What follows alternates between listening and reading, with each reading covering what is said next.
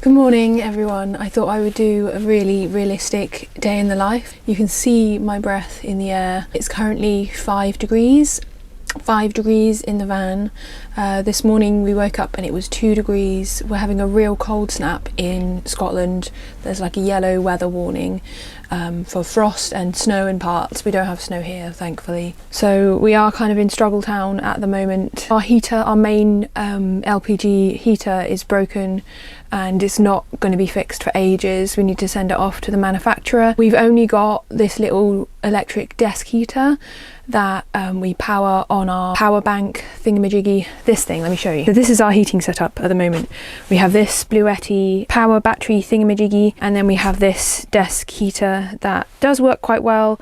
The trouble is we only get about 2.5 hours out of this before it rinses through all of the power in here, and we need to go charge it up. That is fine when it's like just a bit chilly and you just need to like heat the van up in the evening when you finish cooking dinner. But when it's like freezing, last night I think it was got down to -5 outside. So when that happens, you need continuous heat. We can't do that. I didn't sleep very well. I was really worried about the dogs mostly worried about Midge because he's down below our bed. So he's like near the back doors, which is the coldest part of the van, and then also down on the floor. So warm air rises. So we're in the warmest spot being up here and he's in the coolest spot being down here. I kept waking up and checking on the dogs, checking their ears, checking their paws. There's a lot to do today. This morning Craig and I just went for a swim in the leisure centre and sauna and shower and everything, so I actually feel pretty warm. It's going to hold on to the effects of that for as long as possible. Yeah, I need to walk the dogs and then I need to take the battery pack into the leisure centre again. The really good thing about the leisure centre is that they have a workspace you can go in if you're a member, so I can go in there, charge up the power bank, and then I can bring it back out to the van, and then I can blast the heat on for about 2 hours to warm it up in here, and then I'll take it back up again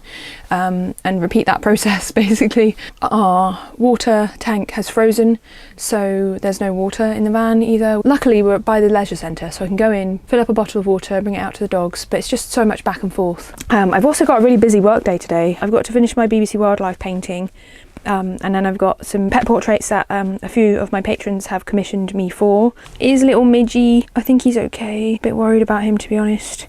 He's got a jumper on and he's also got this little snood on as well. Put it up around his ears because he's got such a long neck. And then here's Quentin. You can barely even see him.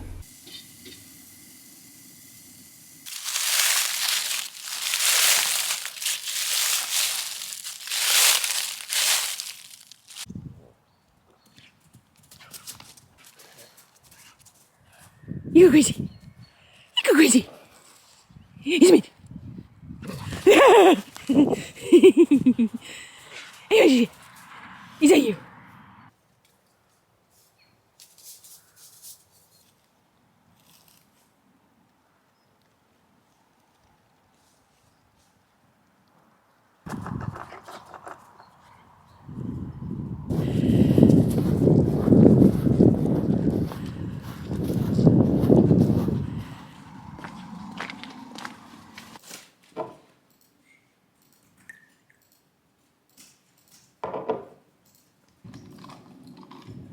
Sleep in the backseat.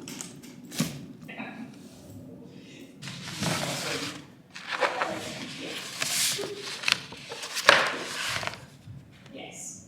Oh no.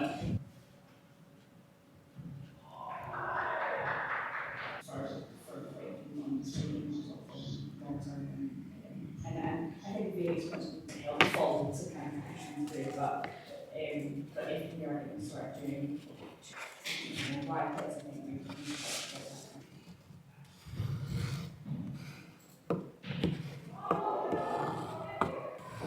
I'm back at the van.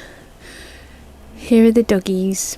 I just turned on the heater. I'm going to have some lunch in the van just to stay with them a little bit. I'm going to have these peri peri grains and I'm going to heat them up. Sometimes I don't because I can't be bothered. But yeah, these are really nice. They're on offer in Tesco at the moment because they're like a new product. Yeah, and then I'm going to have some... I'm going to try this avocado, see if it's ripe. I'm not quite sure. I'm going to risk it. And I'm going to have some salad leaves as well.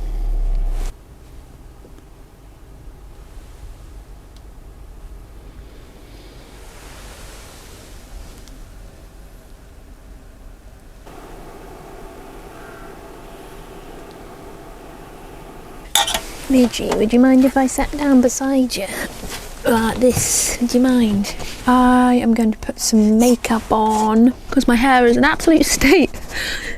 This is what my hair looks like when it's just naturally drying. It's like so frizzy. I've actually got like really curly hair, but I don't properly know how to look after it.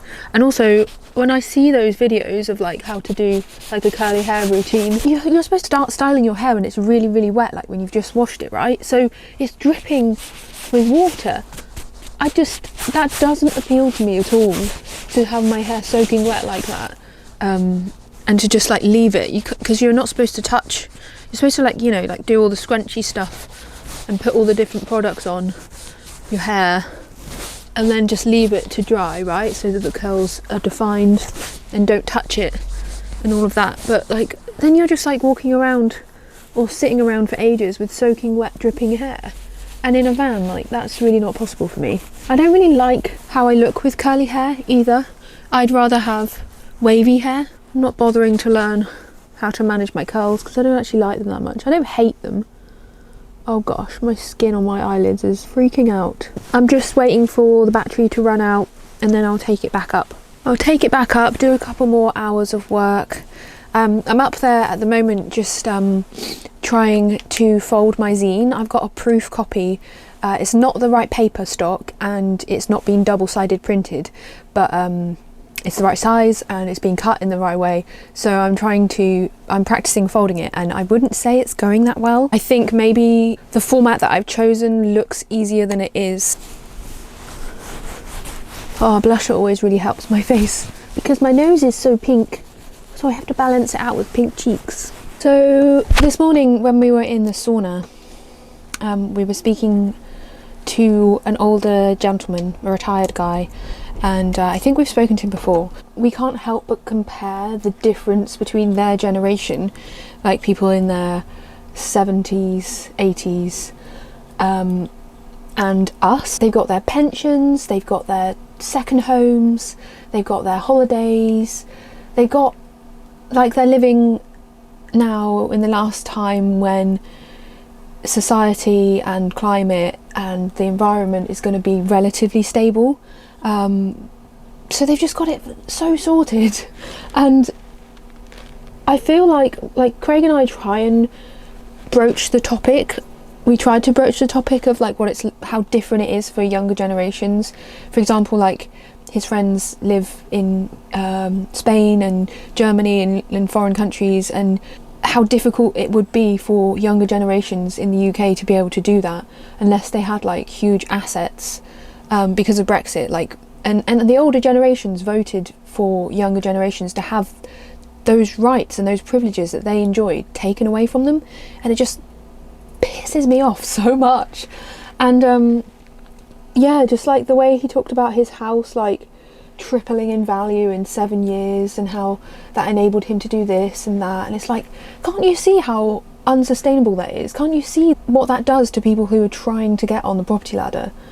And I don't mean like me, like we bought our first home. We're not really like part of generation rent, which is like what the majority of Gen Z and millennials are living like, and I don't know, there's just like this refusal from, it just seems like a refusal from older generations to really like see what it's like for us. It's always like, oh, we're lazy or we're addicted to our technology. And I think maybe we are less ambitious than them because there's literally no incentive to be ambitious. Unless you are unless you're born with a lot of generational wealth and you have like a lot of money you can put into a business, a startup, then like obviously still like rich young people can still go far, but there's just not that social mobility anymore. And even for people who are rich in my generation and younger, like we're still gonna see by the end of the century, most scientists are in agreement that we're gonna have reached 3 degrees of warming, which is so dangerous. Like loads of climate tipping points could have been breached at that point, which means just like accelerated climate breakdown, just like out of control heating of the planet. it's so scary and it's so frustrating that like older generations don't see that that's what younger people are contending with, let alone like how different it is in terms of like housing and employment and prospects. It's fucking shit. And I don't want to like generalize, like that's not all old people by any means, because when I was involved with Just Stop Oil and Palestine Action, like there's older people within those movements, like they play a really crucial role. They're very determined and brave and like so inspiring. Like some of the most amazing people I've ever met are the older members of Just Stop Oil. Like you can see what they get up to. They make the headlines. Like they're so determined, and I think they get it. They understand that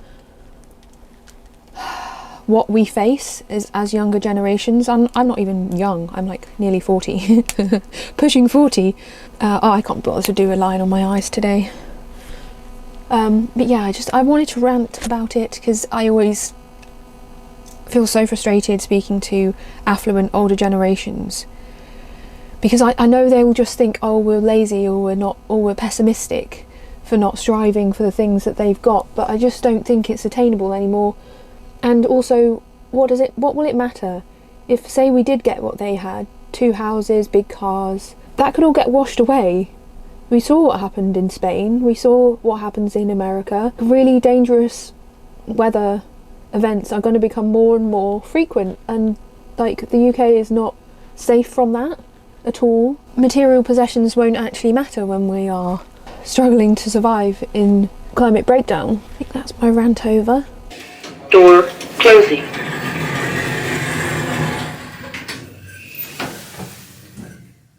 The power bank has had its second charge and I just brought it back to the van, got the little heater on. I just warmed up some water in our kettle and I'm going to make the dogs some soup, just with their biscuits and warm water, because I think that will help keep them warm. They need hot meals on days like this. Midge's face is like absolutely urgent. You know what time it is, don't you?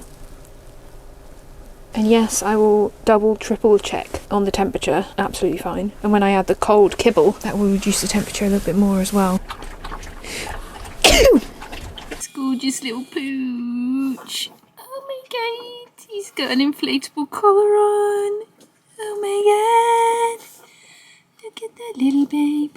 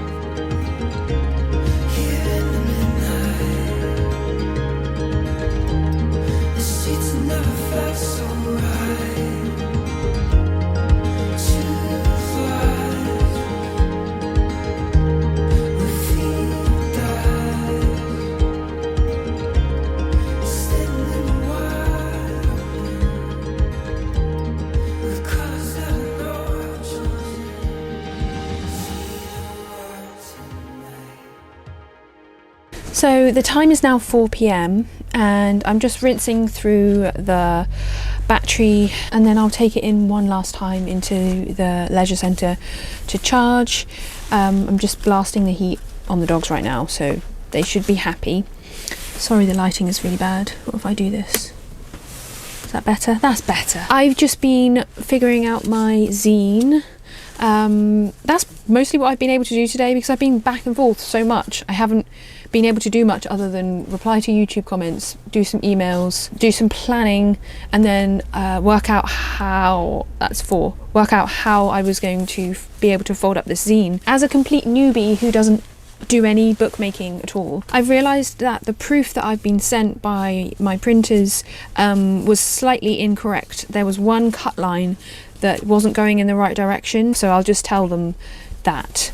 And then I think I'm ready to place my order. And I'm quite nervous about it because I do need to improve my folding skills. This is not the best work at all. But then I got out my book that was kind of like the inspiration behind this format. Like, this book uses the same format as the one I'm using, and I realised that this little book is a little bit imperfect as well. Like, not all the pages line up when it's all folded together, which is fine. Like, it doesn't take anything away from it. And on this side as well, you can see the pages are kind of different lengths, but I think as long as you've like pressed the pages properly and smoothly, and the whole book sits flat without like buckling up, I think that's what makes a little handmade book so lovely. And I don't think it will matter that it's a little bit higgledy-piggledy. I hope it doesn't matter at all.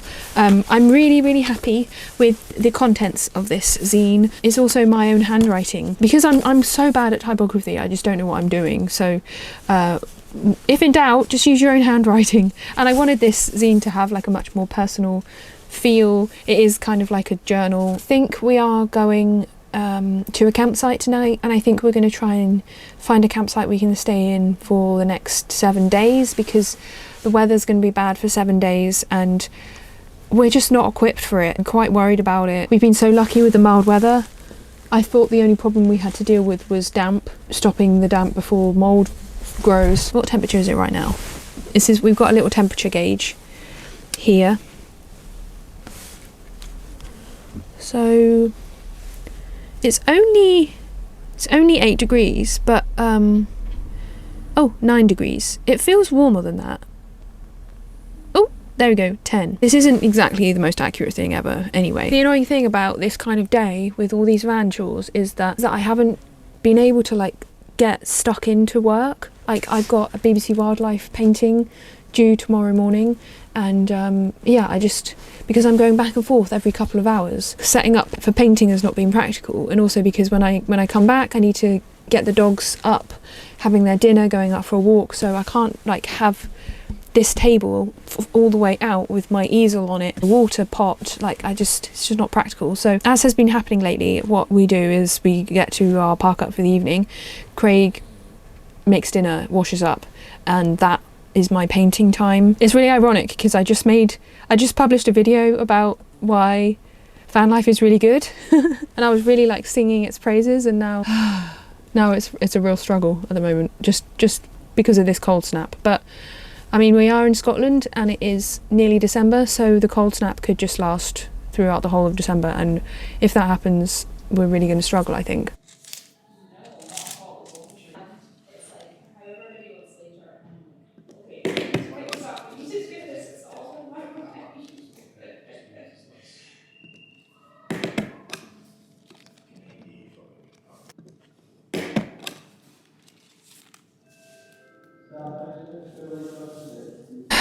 I just got back to the van and I've been away for a couple of hours. It says it's 4 degrees, it feels much colder than that, and it's like biting cold, so this isn't gonna work. I really feel like we can't do tonight like this. Our heating system is not capable of keeping us warm when temperatures get this low, and we weren't to know. Previous 2 winters we've used our LPG heaters and it's been difficult but fine, like not scary cold like this. So we found a campsite so that we have somewhere where we can continuously charge our battery through the night, but even though they say they're open all year round, they said they're closed, so we can't go there. When Craig gets back, I think maybe we should talk about, I don't know, getting a hotel or something, if anyone will take us with 2 dogs. I know there's like budget hotels that are dog friendly, like maybe like Travelodge or something like that. I just don't think we'll get through the night like this. We've got 2.5 hours left of battery power on our power bank, and then it will be out, and that's not enough to keep us warm in any way, shape or form. I feel stressed about tonight now.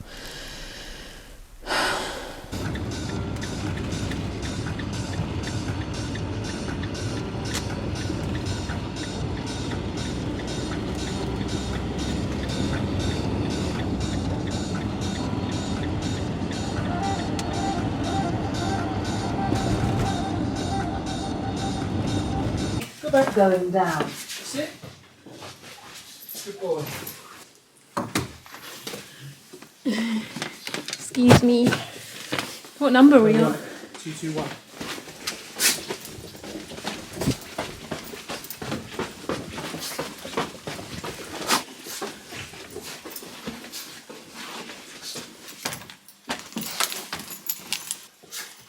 I suppose quite painted. Hadn't realised that. Yeah. This feels massive to me. Yeah. We're so far away from each other. This is fun. So we checked into a hotel. We checked into a Travelodge because the van was just unbearably cold and we didn't know what we were going to do. And it's dog friendly. Dogs are like 20 quid per dog per night though, so they've added £40 to our bills. There's an electrical hookup adapter that one of Craig's colleagues has, and he's dropping it over to us because he doesn't live very far away. If that all works out, then we can go to a campsite as planned tomorrow night and have an electrical hookup and use that to just power our little desk heater all the time, like all through the night and everything. I really need to get on with some work tonight. I've got a pet portrait half done, a BBC Wildlife illustration on my easel half done. I've said I'll have that ready tomorrow, so I need to do that this evening. I'm thinking I might just stay up and try and get this pet portrait done as well, because I'm just not having enough time to just sit and get all my paints out and do a big chunk of work. Whilst I've got this table here, heating pumping into the room, and a chair, and the dogs are comfy, and my husband's comfy, and I think we're going to get Nando's in a bit. I should just crack on with work. You're ordering? Yeah, you can have a great imitator wrap. They don't do it in a pitta anymore. Where's the pizza gone? I think I want the beanie burger. You want a beanie burger? Yeah. There's our little van out there. Icy solar panels. Doesn't even look that cold out there, but it is. Hopefully it works. He said he hasn't used it for a couple of years, but that doesn't mean it doesn't work. This can plug into an electric, just a site electrical hookup. And then this. So we'll bring that through into the van and we can just... Yeah.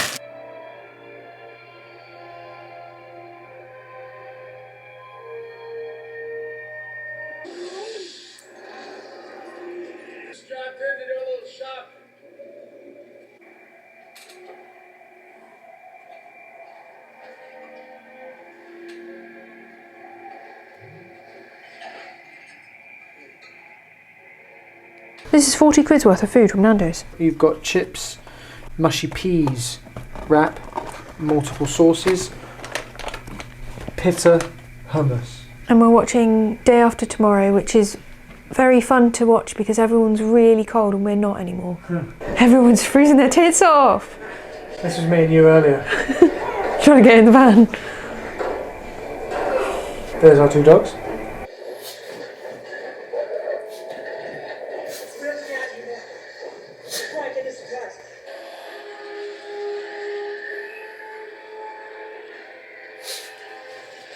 We just finished our Nando's. I got the vegan chicken. We both had the vegan chicken and I always have the mild sauce, and Craig went for the hot one. And he's gone to walk the dogs before bed, and then Craig's gonna go to bed as well. And I think I'm gonna stay up because I feel like I have quite a bit of energy actually. I don't feel that sleepy. It'll probably hit me in a second because I've just had all that food. I'm just gonna make the most of time, warmth, space. Weird timing, like having just published that video where I talked about how van life was helping boost my resilience, and then we've had to book into a hotel because it's too cold. So we were saying that we feel like we're failing at van life. Yeah, this is cheating, isn't it? Or is it just something that people have to do every now and again? I can tell that it's nearly my time of the month because I almost started crying earlier when we were driving towards the hotel and we've made our decision of where to go. I was just thinking, I feel so lucky that we have these options. We have savings that we can dip into in emergencies. We have a vehicle we can drive to a warm place. They will accept us. We have money to pay for shelter. What do people do who don't have that? If you're properly homeless and you don't have an option, you just potentially die on the streets. Like that does actually happen. It really does make me think about people who live quite precarious lives without any kind of safety net, and what that must feel like. Because the relief I feel at having this hotel to be in with heating, it feels very good. I think I'm going to end this vlog now because I'm not going to be doing much other than painting all evening until I fall asleep. But I hope you enjoyed seeing what it's like when we discover that we don't have adequate heating. And yeah, this is just a very realistic van day. Never needed to do this because of weather conditions before, but I'm grateful that we have this option. Anyway, thanks for watching and I'll see you soon. Good night.